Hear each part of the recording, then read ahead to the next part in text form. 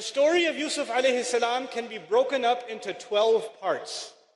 If you know the story, you can easily, as it is in Surah Yusuf, you can break it up into 12 parts. I'll tell you why I'm telling you this. When I was in college, before I was even interested in Islam, I took a course called World Literature. And in that course, we studied some parts of Plato's Republic, Aristotle. We even studied actually the Communist Manifesto. We read some things from the Confucius. We read some things from the Bible. We read something from the Quran. And at the time, I didn't know any Arabic. When we took this course, one of our homework assignments was to compare the story of Joseph in the Bible to the story of Yusuf alayhi salam in the Quran. That was a homework assignment. And the only thing I had was the translation. Now, I'll tell you what happened at the end of that homework assignment later, but let's go back to this. How many parts did I say the story has? What surah number is it? Anyone know? 12. Surah number 12 has 12 parts, interestingly. Anyway, here's the first part. Yusuf alayhi salam sees a dream.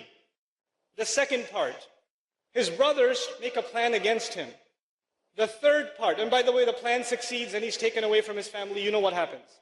The third major part, the wife of the minister tries to seduce Yusuf alayhi salam, the test that he was put through. So the first part was the dream, the second was the brothers, the third was the wife of the minister, the fourth one was when she called the ladies. She called all of the ladies and they also fell in and they, did what they did with the knife. They weren't very good with knives. And then the fifth part, Yusuf alayhi salam ended up in jail. You guys know that part? Right? He was falsely accused and he went in jail. The sixth part is when the king had a dream and he couldn't figure out what the dream means. What kind of animal did he see in the dream? Call it out loud. Huh? A cow. Very good. That's a very loud cow over there. Okay. Now, the seventh part is that the dream that he had gets interpreted by Yusuf alayhi salam. So he doesn't know what to do with the dream. They send for Yusuf alayhi salam. He interprets the dream. The eighth part is Yusuf alayhi salam is released from prison. He gets out of prison. The ninth part is the women, remember those ladies with the knives? They confess. They admit that they did something wrong. The 10th part, the wife of the minister also confesses. The 11th part, the brothers learn their lesson. You know the brothers who put him in the well in the beginning? Now we're in part 11 and they learned their lesson.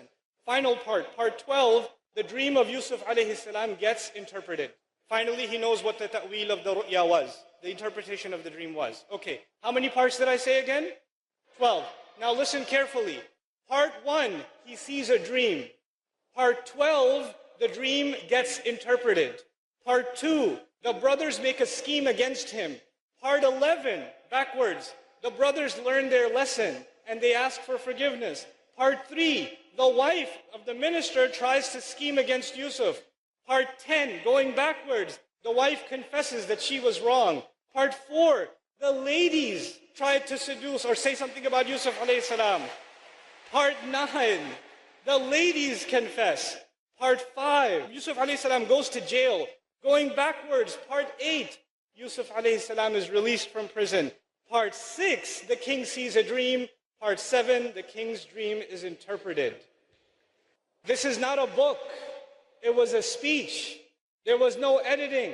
There was no, here are the 12 parts. Let's put part 1 and part 12, part 2 and part 11, part 3 and part 10. It wasn't like that. It was given as a surah. The Rasul ﷺ recited it. And just in that recitation, it has this perfect symmetry. Subhanallah, ma a'jaba hadha al-kalam.